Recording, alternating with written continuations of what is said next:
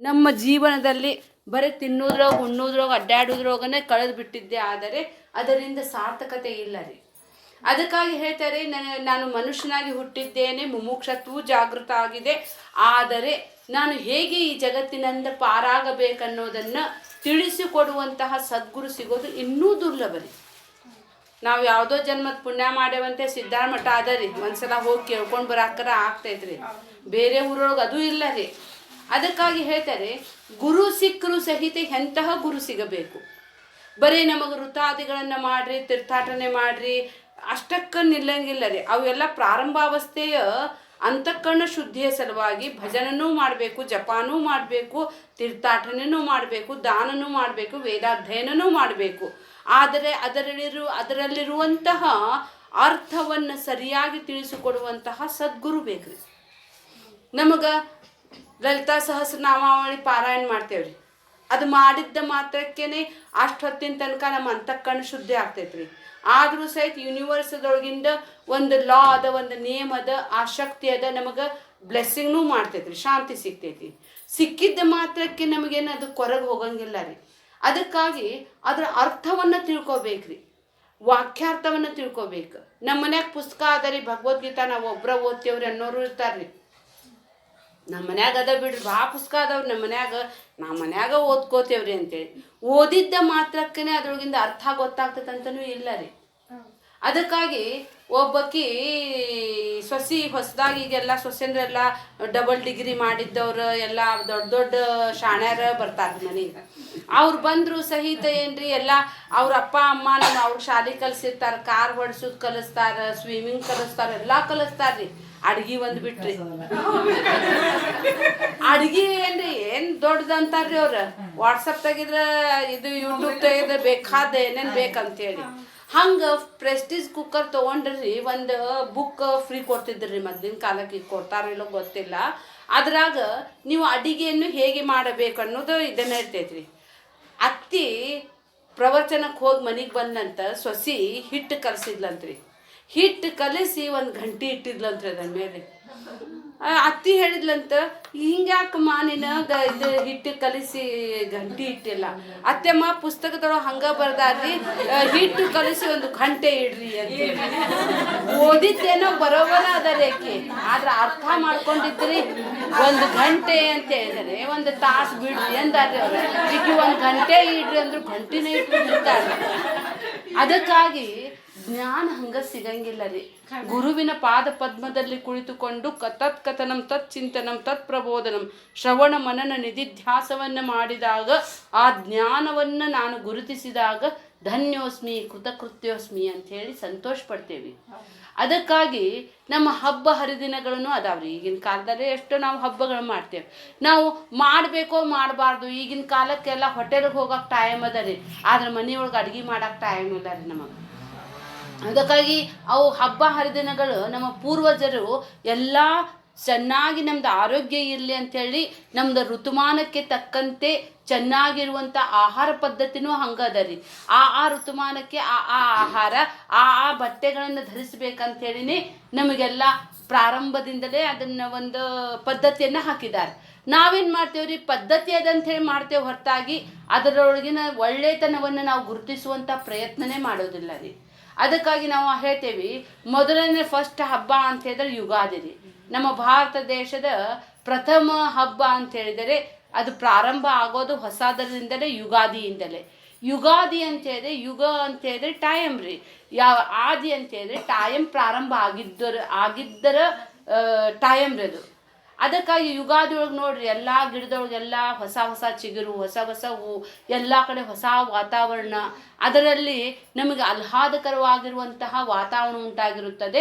ಅದಕ್ಕಾಗಿ ಅವಾಗ ಏನು ತಿನ್ಬೇಕಪ್ಪ ಅಂತ ಹೇಳಿದ್ರೆ, ಬೇಸಿಗೆ ಕಾಲ ಶುರು ಆಗಿರ್ತೈತಿ, ಶರೀರ ತಂಪಾಗಿರ್ಬೇಕಾಗಿರ್ತೈತಿ. ಅದಕ್ಕಾಗಿ ಅವ್ರು ಹೇಳ್ತಾರೆ, ಬೇವು ಬೆಲ್ಲ ತಿನ್ರಿ ಅಂತ ಹೇಳ್ತಾರೆ.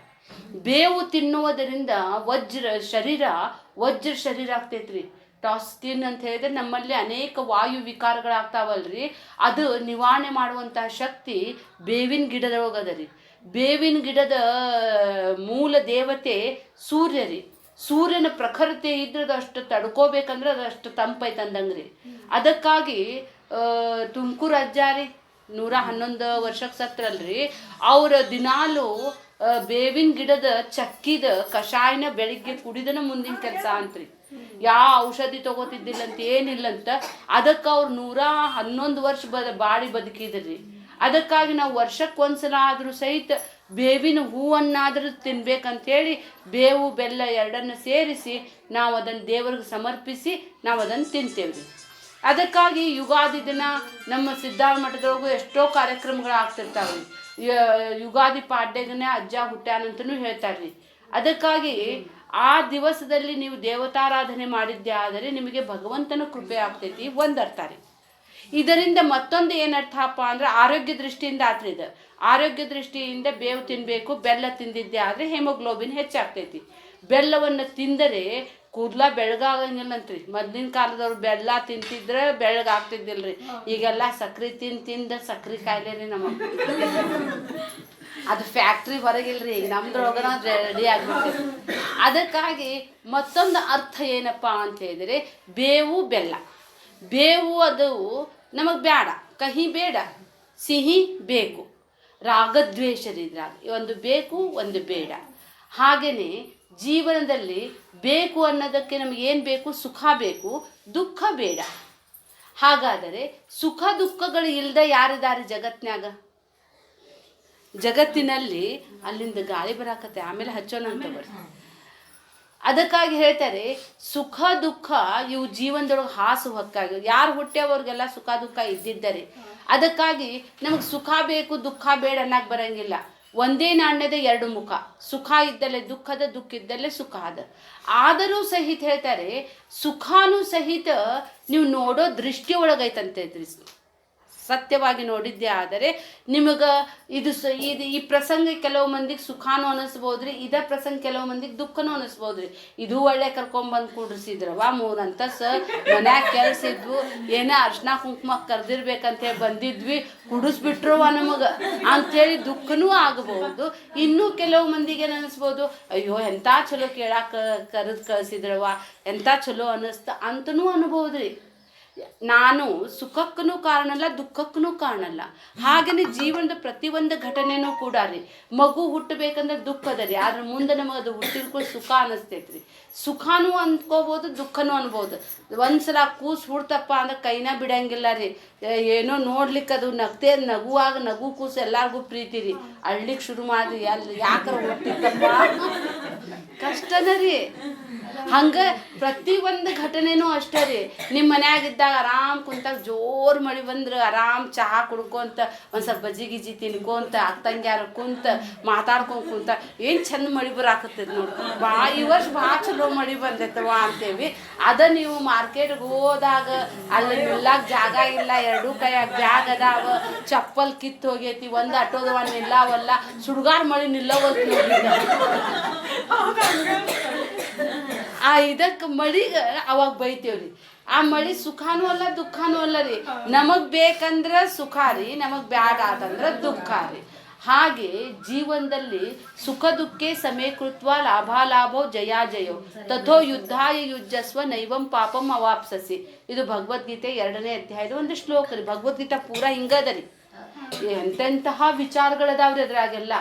ಅದಕ್ಕಾಗಿ ಹೇಳ್ತಾರೆ ಈ ಯುಗಾದಿ ಹಬ್ಬದಿಂದ ನಾವು ಸುಖ ದುಃಖವನ್ನು ಸಮನಾಗಿ ಕಾಣಬೇಕು ಅಂತೇಳಿ. ಹಂಗೆ ಎಷ್ಟೋ ಸಣ್ಣ ಚಿಕ್ಕ ಪುಟ್ಟ ಎಷ್ಟೋ ಕೊಂಡು ಹಬ್ಬ ಅದಾವ ಬಿಡ್ರಿ.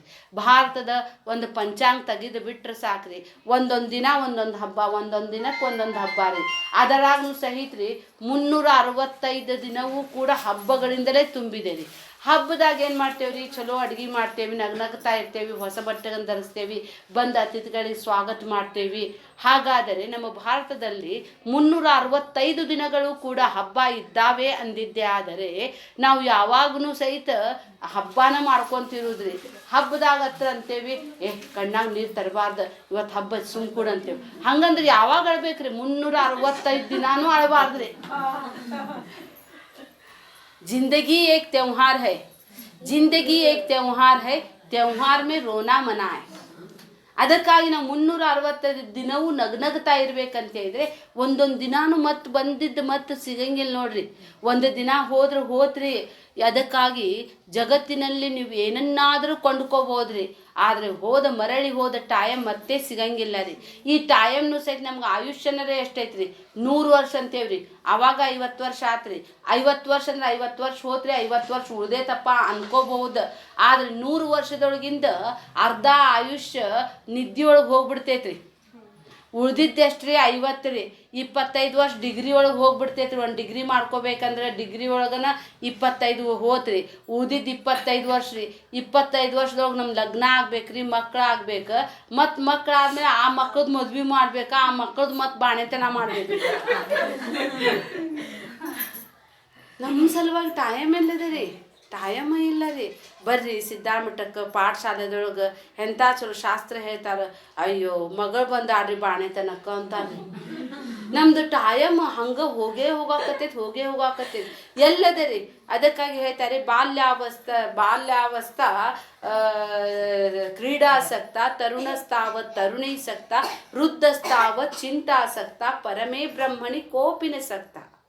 लड़कपन खेल में खोया, जवानी नींद भर सोया, बुढ़ापा देख कर रोया. ಬುಡಾಪ ಆಮೇಲೆ 3 ಅಂತಸ್ತು ಹತ್ತು ಬಾ ಅಂದ್ರೆ ಬಂದೇವ್ರಿ ನಾವು. ಆಮೇಲೆ ಪಾಪ ಅಮ್ಮ ಕೈ ನೋವಿದ್ರು ಬಂದ. ತ್ರಾಸದ ರೀ. ಅದಕ್ಕಾಗಿ ಅಗ್ಗಾರೆ ಎದ್ದು ಅದಕ್ಕೆ ಹೇಳ್ತಾರೆ ಜೀವನದ ಪ್ರಾರಂಭಾವಸ್ಥೆದೊಳಗನೆ ಶಾಸ್ತ್ರ ಶ್ರವಣ ಮಾಡ್ಬೇಕ್ರಿ. ಜೀವನದಲ್ಲಿ ಶಾಸ್ತ್ರ ಶ್ರವಣವೇ ಜೀವನದ ಸಾರ್ಥಕತೆ ರೀ. ಅದಕ್ಕಾಗಿ ಅವ್ರು ಹೇಳ್ತಾರೆ ಆಯುರ್ನಶ್ಯತಿ ಪಶ್ಯತಾಂ ಪ್ರತಿದಿನಂ ಯಾತಿ ಕ್ಷಯಂ ಯೌವನಂ ಪ್ರತ್ಯಾಯಾತಿ ದಿವಸ ಪುನಃ ಕಾಲೋ ಜಗದ್ಭಕ್ಷಕಃ ಲಕ್ಷ್ಮೀಸ್ತೋಯ ತರಂಗಭಂಗ ಚಪಲ ವಿದ್ಯುಚ್ಚಲಂ ಜೀವಿತಂ ತಸ್ಮಾನ್ ಮಾಂ ಶರಣಾಗತಂ ರಕ್ಷ ರಕ್ಷಾಧುನಾ. ಆಯುರ್ನಶ್ಯತಿ. ದಿನ ನಾವು ದೊಡ್ಡೋರಾಗಕತ್ತಿಲ್ಲ ರೀ, ದಿನ ಸಣ್ಣೋರಾಗಕತ್ತೇವ್ರಿ. ನಮ್ದು ಒಂದೊಂದು ದಿನ ಹೋಗಾಕ ಪಲ್ ಬೀತ್ರ. ಅದು ಒಂದು ದಿನ ಹೋದ್ರೆ ಮತ್ತೆ ಬರಂಗೇ ಇಲ್ಲ. ಇಷ್ಟು ಟೈಮ್ ವೇಸ್ಟ್ ಮಾಡಿ ಕೊನೆಗೆ ಪಶ್ಚಾತ್ತಾಪ ಮಾಡ್ತಾನ್ರಿ ಮನುಷ್ಯ, ನಾ ಎದಕ್ಕೆ ಚಲೋ ಮಾಡಲಿಲ್ಲ ಅಂತೇಳಿ. ಮಕ್ಳೇನ್ರಿ ಈಗಿನ ಕಾಲಕ್ಕೆ ಕಲಿತು ನಮಗೆ ಬಿಟ್ಟು ಹೋಗೋರಿ, ಅವ್ರದ ಕಮಿಟ್ಮೆಂಟ್ ಭಾಳ್ರಿ. ನಮ್ಮಷ್ಟಕ್ಕೆ ನಾವು ಇರ್ಬೇಕಂತ ಹೇಳಿದ್ರೆ ಅಧ್ಯಾತ್ಮದಲ್ಲಿ ನಾನು ಹೇಗಿರ್ಬೇಕು ಅನ್ನೋದನ್ನು ತಿಳಿಸ್ತೇವೆ. ಭಗವದ್ಗೀತಾ ಒಂದು ನೀವು ಅಧ್ಯಯನ ಮಾಡಿದರೆ ಜೀವನವನ್ನು ಹೇಗೆ ನಡೆದುಕೊಂಡು ಹೋಗಬೇಕು, ನಮ್ಮ ಜೀವನದ ಯಶಸ್ಸು ಭಗವದ್ಗೀತೆದೊಳಗದ. ಭಗವದ್ಗೀತಾದಲ್ಲಿ ಹೇಳ್ತಾನೆ ಕೃಷ್ಣ, ನೀನು ಸುಮ್ಮನೆ ಕೊಡಬೇಡ, ಯುದ್ಧ ಮಾಡು. ಯುದ್ಧ ದಿನ ಮಾಡಬೇಕ್ರಿ. ಅವ್ರು ರಣರಂಗದಲ್ಲಿ ಮಾಡ್ತಾ ಇರಬಹುದು, ನಾವು ಮನೆಯೊಳಗನ ಮಾಡ್ತಾ ಇರ್ಬೋದು. ಬೆಳಿಗ್ಗೆ ಎದ್ದು ಕೂಡಲೇ ನೋಡ್ರಿ ನಾವು ಇದನ್ನ ಸರಗ ಹಾಕೊಂಡ ಬಂದ ಬಿಡುದ್ರಿ. ಕುರುಕ್ಷೇತ್ರ ಅಡಿಗೆ ಮಡಿಗಿದ್ರಿ, ಚಾಕೂತನ ತಗೊಳುದ್ರಿ, ಕಟ ಕಟ ಕಟ ಕಟ ಕಟ ಒಂದ್ ಸ್ವಲ್ಪ ಹೆಚ್ಚು ಕಡಿಮೆ ಆದ್ರೆ ಕೈನ ಹೆಚ್ಕೋತೇವ್ರಿ, ರಕ್ತಾನ ಬರ್ತೈತ್ರಿ. ಒಂದು ಸಿಲಿಂಡರ್ ಅನ್ನೋದು ಬಾಂಬ್ ರೀ, ಕುಕ್ಕರ್ ಒಂದು ಬಾಂಬ್ ರೀ, ಅದ ಗ್ರೈಂಡರ್ ಒಂದು ತ್ರಿಶೂಲ್ ಸುದರ್ಶನ್ ಚಕ್ರ ರೀ. ಅದಕ್ಕೆಲ್ಲ ಆಪ್ರೇಟ್ ಮಾಡ್ಬೇಕು ನೋಡ್ರಿ ನಾವೆಲ್ಲ. ಅದಕ್ಕಾಗಿ ಹೇಳ್ತಾರೆ ಸುಮ್ಮನೆ ಕೊಡಬೇಡ, ಯಾವಾಗಲೂ ನೀನು ತತ್ಪರನಾಗಿರು. ನಿನ್ನ ಶತ್ರುಗಳು ಯಾವಾಗ ನಿನಗೆ ಅಟ್ಯಾಕ್ ಮಾಡ್ತಾರೆ ಗೊತ್ತಿಲ್ಲ. ರೋಗಗಳೇ ಶತ್ರು ರೀ. ನಮ್ಮ ಜೀವನದಲ್ಲಿ ಶತ್ರು ಹೊರಗಿನ ಶತ್ರುಕ್ಕಿಂತ ಮನೆಯೊಳಗಿನ ಶತ್ರುನ ಭಾಳ ಮಂದಿ ರೀ. ನಾವು ಎಲ್ಲರ ಸಲುವಾಗಿ ಮಾಡ್ತೇವ್ರಿ, ಕೊನೆಗೆ ನಮಗೆ ಮಾಡ್ತಾರೋ ಇಲ್ಲ ಅನ್ನೋದು ಗ್ಯಾರಂಟಿ ಹಿಡಿಬಾರ್ದು.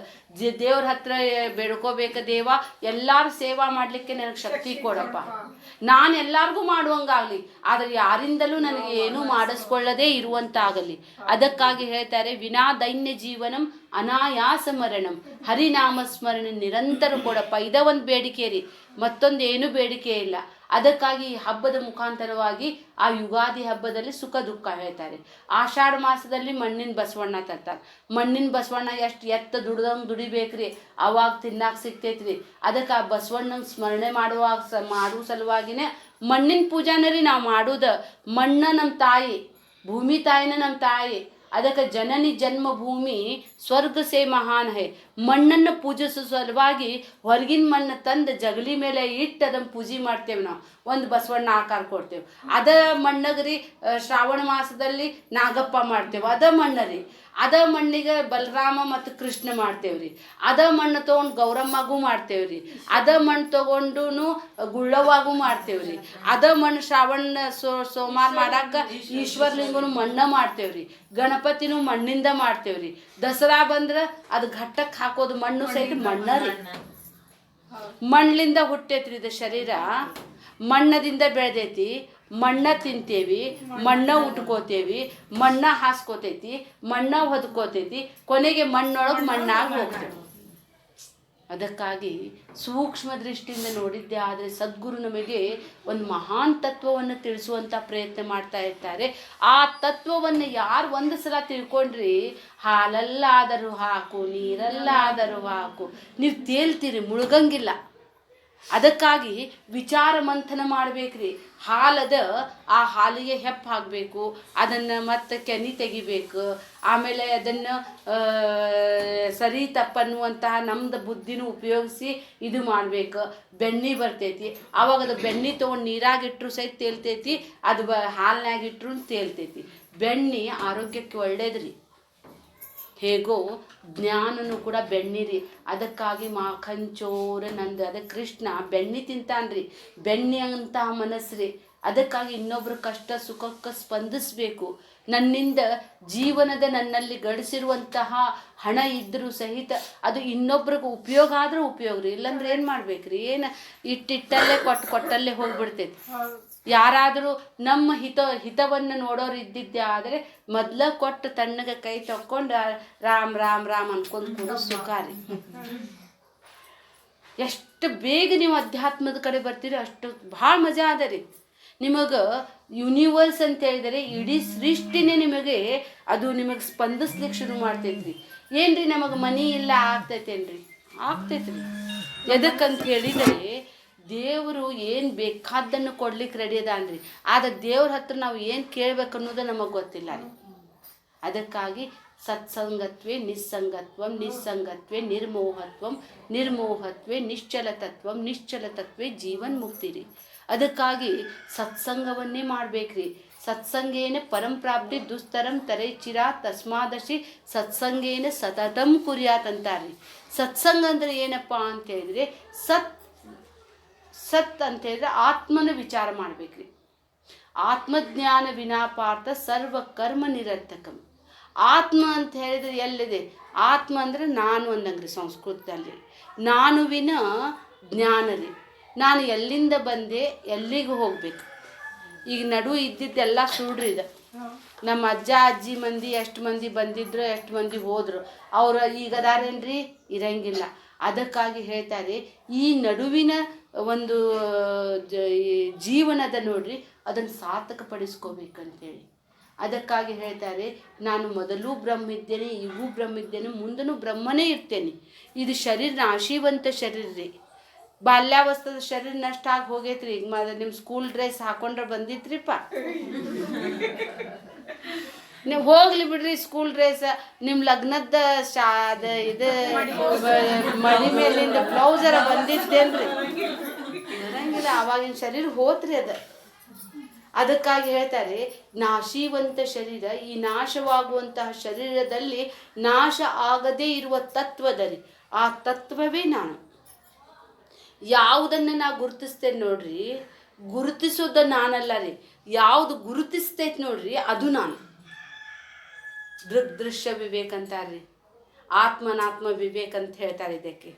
ಹೇಗೆ ಅಂತ ಹೇಳಿದರೆ ನಾನು ದೇಶವನ್ನು ಗುರುತಿಸ್ತೇನೆ, ದೇಶ ನಾನು ಆಗಂಗಿಲ್ಲ. ಊರು ಗುರುತಿಸ್ತೇನೆ, ಊರಲ್ಲ. ಮನಿದು ಗುರುತಿಸ್ತೇನೆ, ಮನೆ ಆಗಂಗಿಲ್ಲ. ಇಲ್ಲಿ ತನಕ ಹೊರಗಿಂದ್ರಿ. ಈಗ ಶರೀರಕ್ಕೆ ಬರೋನ್ರಿ. ಶರೀರಕ್ಕೆ ಇದು ನಾನು ಬೇರೆ, ನನ್ನದು ಬೇರೆ ರೀ. ನನ್ನದು ಇದ್ದಿದ್ದು ದೃಶ್ಯ, ನಾನು ದೃಕ್. ಇದು ಶರೀರವನ್ನು ನಾನು ಗುರುತಿಸ್ತೇನೆ ಅಂದಿದ್ದಕ್ಕನೆ ನನ್ನ ಕಾಲು ನುಸ್ತಾ ಇದೆ, ನಾನು ಡಾಕ್ಟರ್ ಹತ್ರ ಹೋಗ್ತೇನೆ. ಯಾರಿಗೆ ರೀ ಅಂತ, ನನಗೆ ರೀ ಅಂತೇನೆ. ಕಾಲು ರೀ? ಯಾರ ಕಾಲು ರೀ? ನನ್ನ ಕಾಲು ರೀ ಅಂತೇನೆ. ನನ್ನ ಕಾಲು ಅಂತೇನೆ ಅಂದ್ರೆ ನಾ ಅಲ್ಲರಿ ಅದು. ಯಾವ ಕಾಲು ಅಂತ ಹೇಳಿದ್ರೆ ನೋಡ್ರಿ ಎಡಗಾಲು ನೋಡ್ರಿ ಅಂತೇಳಿ ಅದನ್ನು ಗುರುತಿಸ್ತೇನೆ, ಎಡಗಾಲು ಬಲಗಾಲು ಅಂತೇಳಿ. ಹಾಗಾದ್ರೆ ನಾ ಶರೀರ ಅಲ್ಲ ಅಂದಂಗೆ ಆತ್ರಿ. ನಾನು ಇದು ನನ್ನದು ದೇಶ, ನನ್ನ ಮನೆ ಹ್ಯಾಂಗಂತೇನೆ ಈ ಶರೀರಕ್ಕೆ ನನ್ನ ಅಂಥೇಳಿ ನಾನು ವ್ಯವಹಾರ ಮಾಡ್ತೇನೆ. ಹಾಗಾದರೆ ಇದು ಶರೀರ ನಾನಲ್ಲ. ಹಾಗೆಯೇ ನನ್ನ ಎದಕ್ಕೆ ಬರಲಿಲ್ಲ ರೀ ಸತ್ಸಂಗಕ್ಕೆ? ಏನೋ ಏನ್ರಿಪ್ಪ ಮನಸ್ಸು ಸರಿ ಇಲ್ಲ. ಮನಸ್ಸು ಸರಿ ಐತಿ ಸರಿ ಇಲ್ಲ ಅನ್ನೋದು ಯಾರಿಗೆ ಗುರುತಿಸ್ತೇರಿ? ಗುರುತಿಸ್ತೇನೆ ರೀ ನಾನು. ಮತ್ತೊಬ್ರು ಹೇಳ್ತಾರೆ ಅವ್ರ ಕಡೆ ಸಿರಿ ಕೇಳಿ ಅವ್ರ ಮನಸ್ಸು ನೋಡಿದೆ ನೋಡ್ರಿ ಅಂತಾರ್ರಿ. ಮತ್ತೆ ಬ್ಯಾವ್ರವ್ರ ಮನಸ್ಸು ಐತೆ ನೋಡ್ತಾರ್ರಿ. ಹಾಗಾದ್ರೆ ಅದನ್ನ ನೋಡ್ತೇನೆ ಅಂತ ಹೇಳಿದ್ರೆ ಮನಸ್ಸು ನಾನಲ್ಲ. ಹಾಗೇನೆ ಬುದ್ಧಿ ರೀ. ಏನು ಕರ್ಕೊಂಬಂದಿದ್ರೆ ಏನ್ರಿಪ್ಪ, ಅವ್ರು ಏನೇನೋ ಹೇಳಿದ್ರೆ ನನ್ನ ಬುದ್ಧಿಗೆ ಗೊತ್ತಾಗಲಿಲ್ಲ ರೀ, ನನ್ನ ಬುದ್ಧಿಗೆ ಹೊಳಿಲೇ ಇಲ್ಲ ಅದು ಅಂತ ಹೇಳ್ತೇವೆ. ಬುದ್ಧಿಗೆ ಗೊತ್ತಾಯಿತು ಗೊತ್ತಾಗಿಲ್ಲ ಅನ್ನೋದನ್ನು ಯಾರಿಗೆ ಗೊತ್ತಾತ್ರಿ? ಗೊತ್ತಾಗೈತೆ ಅನ್ನೋದು ಗೊತ್ತಾಗ್ತೈತಿ, ಗೊತ್ತಾಗಿಲ್ಲ ಅನ್ನೋದು ಗೊತ್ತಾಗ್ತೈತಿ. ಹಾಗಾದರೆ ಬುದ್ಧಿ ಬಿಟ್ಟು ಕೊಟ್ಟು ನಾನಿದ್ದೇನೆ, ನಾನು ರೀ ಅದರ ಜ್ಞಾನ ಪಡ್ಕೋಬೇಕಂತ ಹೇಳ್ತೈತ್ರಿ ಶಾಸ್ತ್ರ. ಅದನ್ನು ಒಂದ್ಸಲ ತಿಳ್ಕೊಂಬಿಟ್ರಿ ಕೃತಕೃತ್ಯ ಪುನರ್ಜನ್ಮನ ವಿದ್ಯತೆ. ಅದಕ್ಕಾಗಿ ಆ ತತ್ವ ಹೇಗಿದೆಯಪ್ಪ ಅಂತ ಹೇಳಿದ್ರೆ, ನಾವೆಲ್ಲರೂ ದ್ಯುಲೋಕದಿಂದ ಬಂದವ್ರಿ, ಮ್ಯಾಲಿಂದ ಇಳಿದು ಬಂದೇವ್ರಿ ನಾವು. ಅದಕ್ಕಾಗಿ ಹುಟ್ಟಿದ ಮೇಲೆ ಬರ್ತಡೆ ಅಂತೇವಿ, ಹುಟ್ಟಿದ ಕೂಡ ನಾವು ಅಂತೇವಿ ಈ ಕೂಸು ಹುಟ್ಟೋಕ್ಕಿಂತ ಮೊದ್ಲು ಇತ್ತಿಲ್ರಿ ತಾಯಿ ಗರ್ಭನಾಗ ಇತ್ತು. ತಾಯಿ ಗರ್ಭನಾಗ ಇದ್ದಿದ್ದ ಅದು ತಾಯಿ ಗರ್ಭದಲ್ಲಿ ಬರೋಕ್ಕಿಂತ ಮೊದಲು ಇತ್ತೋ ಇಲ್ಲೋ? ಇತ್ರಿ, ಅಪ್ಪನ ವೀರ್ಯಾಣೊಳಗಿತ್ತೆ. ಹಾಗಾದರೆ ಅದು ವೀರ್ಯ ಆಗೋಕ್ಕಿಂತ ಮುಂಚಿತವಾಗಿ ರಕ್ತದ ರೂಪದಲ್ಲಿದ್ದೆ. ರಕ್ತ ಹೆಂಗಾಗ್ತೈತೆ? ತಿಂದ್ರನ ರಕ್ತ ಆಗ್ತೈತೆ, ರಕ್ತದ ರೂಪದಲ್ಲಿ ನಾನಿದ್ದೆ. ರಕ್ತ ಹೆಂಗಾಗ್ತೈತ್ರಿ? ಅದು ಅನ್ನದಿಂದ ಆಗ್ತೈತೆ, ಅನ್ನದ ರೂಪದಲ್ಲಿದ್ದೆ. ಅನ್ನ ಎಲ್ಲಿಂದ ಬರ್ತೈತ್ರಿ? ಮಳಿಲಿಂದ ಬರ್ತೈತೆ, ಮಳೆಯ ರೂಪದಲ್ಲಿ ನಾನಿದ್ದೆ. ಮಳಿ ಎಲ್ಲಿಂದ ಬರ್ತೈತ್ರಿ? ಮ್ಯಾಲಿಂದ ಬರ್ತೈತ್ರಿ. ಮಳಿಯೊಳಗಿಂದ ನಾ ಬಂದೇನಿ. ಮಳಿಯೊಳಗೆ ಬರೋಕ್ಕಿಂತ ಮುಂಚಿತವಾಗಿ ನನಗೆ ಯಾವ ಶರೀರವೂ ಇರಲಿಲ್ಲ, ನಾನು ಮಾತ್ರ ಇದ್ದೆ. ಒಂದೊಂದು ಶರೀರ ಪಡ್ಕೊಂತ ಇದು ಪಂಚಭೌತಿಕ ಶರೀರ ಉಂಟಾಗಿದೆ. ಹಾಗಾದರೆ ನಾನು ಹೇಗಿದ್ದೇನೆ? ಸತ್ ಚಿತ್ ಆನಂದನೇ ಇದ್ದೇನೆ ಅನ್ನೋದು ಅದ ನೋಡ್ರಿ, ಅದು ಸತ್. ಇದ್ದೇನೆ ಅನ್ನುವಂಥ ಎಚ್ಚರದ ನೋಡ್ರಿ, ಅದೇ ಚಿತ್. ಆನಂದವೇ ನನಗೆ ಬೇಕಾಗಿದೆ. ಎಲ್ಲರೂ ಹುಡುಕೋದು ಎದಕ್ರಿ? ಆನಂದ ಹುಡುಕ್ತಾ ಇದ್ದೇವೆ. ನಮಗೆ ಮನೆ ಕಟ್ಸಿದ್ರೆ ಏನು ಬೇಜಾರಾಗಬೇಕಂತ ಐತೇನ್ರಿ? ಆನಂದ ಸಿಗ್ಬೇಕಂತೇವೆ. ಹೊಸ ಸೀರೆ ಉಟ್ಕೊಂಡ್ರು ಆನಂದ ರೀ. ಮದ್ವೆ ಆನಂದದ ಸಲುವಾಗಿ ಮಾಡ್ಕೋತಾರ, ದುಃಖದ ಸಲುವಾಗಿ ಮಾಡ್ಕೋತಾರ? ಆನಂದನ ರೀ. ಮಕ್ಕಳೂ ಆನಂದನ ರೀ. ಆದ್ರೆ ಶಾಶ್ವತ ಇರಂಗಿಲ್ಲ ರೀ. ಅದಕ್ಕಾಗಿ ಹೇಳ್ತಾರೆ, ಆನಂದವನ್ನು ನಾನು ಸ್ವೀಕಾರ ಮಾಡ್ತೇನೆ, ದುಃಖವನ್ನು ನಿರಾಕರಣೆ ಮಾಡ್ತೇನೆ. ಹಾಗಾದರೆ ಯಾವುದು ಹೊರಗಿನಿಂದ ಬರುತ್ತದೆಯೋ ಅದನ್ನು ದೂರ ಸರಿಸೋ ಪ್ರಯತ್ನ ಮಾಡ್ತೀನಿ. ನಂದು ಏನದ ನೋಡ್ರಿ, ಅದನ್ನು ದೂರ ಮಾಡಕ್ಕೆ ನಾ ಪ್ರಯತ್ನ ಮಾಡಂಗಿಲ್ಲ. ಏನು ಭಾಳ ಆನಂದದ ನೋಡ್ರಿ ಅಂತೀರೇನ್ರಿ? ಅದು ಹೇಳ್ಕೊಳ್ಳೋದೂ ಇಲ್ಲ ರೀ. ದುಃಖ ಇದ್ರೆ ಹೇಳ್ಕೊತಾರೆ ನೋಡ್ರಿ. 2 ತಿಂಗಳು ಆಯ್ತು ನೋಡ್ರಿ, ಭಾಳ ತ್ರಾಸಾಗೈತ್ರಿ ನಮಗೆ, ಭಾರಿ ತ್ರಾಸಾಗಿ ಭಾಳ ದುಃಖ ಆಗೈತ್ರಿ ಅಂತೇವೆ. 2 ತಿಂಗಳ ದುಃಖ ಆಗಿದ್ದು ಹೇಳ್ಕೊತೀರಿ, 10 ತಿಂಗಳು ಆರಾಮಿದ್ದಿದ್ದು ಹೇಳ್ಕೊಳಂಗಿಲ್ಲ ನಾವು. ಇದರಲ್ಲಿಂದ ಗೊತ್ತಾಗ್ತೈತಿ ನನ್ನ ಸ್ವಭಾವನ ಆನಂದ. ಅದಕ್ಕಾಗಿ ನಾವೆಲ್ಲರೂ ಸಚ್ಚಿದಾನಂದ ಸ್ವರೂಪರಾಗಿರುವಂತಹ ಆತ್ಮನೇ ಆಗಿದ್ದೇನೆ. ಇದರ ಜ್ಞಾನವನ್ನು ಪಡೆದವನು ಧನ್ಯನಾಗ್ತಾನೆ. ಅದಕ್ಕಾಗಿ ಇದರ ಸಲುವಾಗಿ ನಾನು ಪ್ರಯತ್ನ ಪಟ್ಟರೆ ಸಿಗ್ತೈತ್ರಿ. ಪ್ರಯತ್ನ ಇಲ್ಲದೆ ಯಾವುದೂ ಸಿಗಂಗಿಲ್ಲ ರೀ. ಎಷ್ಟು ನೀವು ನಿಮ್ಮನ್ನು ನೀವು ತೊಡಗಿಸ್ಕೋತೀರಿ ಅಷ್ಟನ್ನು ಪಡ್ಕೋತೀರಿ. ನಿಮ್ಮ ಕಡೆ ಎಷ್ಟು ಶಕ್ತಿ ಅದ ಅಷ್ಟು ರೀ. ನಾನು ನದಿ ಹರಿತಾ ಇದೆ, ನಿಮ್ಮ ಕಡೆ ಒಂದು ಗ್ಲಾಸ್ ಇದ್ರೆ ಒಂದು ಗ್ಲಾಸ್ ತುಂಬ್ಕೊಂಬರ್ತೀರಿ, ಡ್ರಮ್ ಇದ್ರೆ ಡ್ರಮ್, ಯಥಾಶಕ್ತಿ ರೀ. ಅದಕ್ಕಾಗಿ ಜೀವನದ ಸಾರ್ಥಕತೆ ಎಲ್ಲಿದೆ ಅಂತ ಹೇಳಿದರೆ ನಾನು ಯಾರು ಅಂತ ತಿಳ್ಕೊಳ್ಳೋದೇ ಇದೆ. ಅದಕ್ಕಾಗಿ ಎಲ್ಲರೂ ಕೂಡಿ ಒಂದು ಒಳ್ಳೆ ಕಾರ್ಯ ಮಾಡುವಂತಹ ಸಂಕಲ್ಪ ಮಾಡಬೇಕ್ರಿ. ಎಲ್ಲರೂ ಸಂಘೇ ಶಕ್ತಿ ರೀ. ಅದಕ್ಕಾಗಿ ಒಂದು ಕಟ್ಟಿಗೆ ಇದ್ದರೆ ಹಿಂಗೆ ಮುರಿತಾರೆ, 4-5 ಕಟ್ಟಿಗೆ ಮುರಿಯಂಗಿಲ್ಲ ರೀ. ನಿಮಗೊಂದು ಸಂಘ ಆಗ್ತೈತಿ. ಆ ಸಂಘದಿಂದ ನೀವೆಲ್ಲ ಒಳ್ಳೆ ಕಾರ್ಯವನ್ನು ಮಾಡ್ತೀರಿ. ಮನೆಯೊಳಗಿಂದ ಇದ್ದಿದ್ದರಿ ಮನೆಯೊಳಗೂ ಮಾಡ್ಬೇಕು. ಸ್ವಲ್ಪ ಸಮಾಜದ ಸಲುವಾಗಿನೂ ಬರ್ಬೇಕ್ರಿ, ಹೊರಗೆ ಬರ್ಬೇಕ್ರಿ. ಸಮಾಜ ಸೇವೆ ಅಂತ ಹೇಳಿದ್ರೆ ಅಕ್ಕಪಕ್ಕನ ಸೇವೆ ರೀ. ನಿಮಗಾಗಿ ನಾನು, ನನಗಾಗಿ ನೀವು, ಇದು ಪರಸ್ಪರಂ ಭಾವಯಂತಹ. ಅದಕ್ಕಾಗಿ ಜೀವನದ ಸಾರ್ಥಕತೆ ಇದಂ ಶರೀರಂ ಪರೋಪಕಾರ್ಥಂ. ಅದಕ್ಕಾಗಿ ನಾವು ಒಳ್ಳೆ ಕೆಲಸ ಮಾಡಲಿಕ್ಕೆ ಒಂದು ಒಳ್ಳೆ ಸಂಘವನ್ನು ನೀವು ಮಾಡ್ತಾ ಇದ್ದೀರಿ. ಈ ಸಂಘವು ಎಲ್ಲರಿಗಿಂತ ಶ್ರೇಷ್ಠವಾಗಲಿ, ಎಲ್ಲರಿಗೂ ಹಿತವಾಗುವಂತಹ ಕಾರ್ಯಗಳು ನಿಮ್ಮಿಂದ ಜರಗಲಿ ಅಂತ ಹೇಳ್ತಾ ನನ್ನ 4 ಮಾತುಗಳಿಗೆ ನಾನು ಪೂರ್ಣ ವಿರಾಮ ಕೊಡ್ತೇನೆ. ಓಂ ತತ್ಸತ್.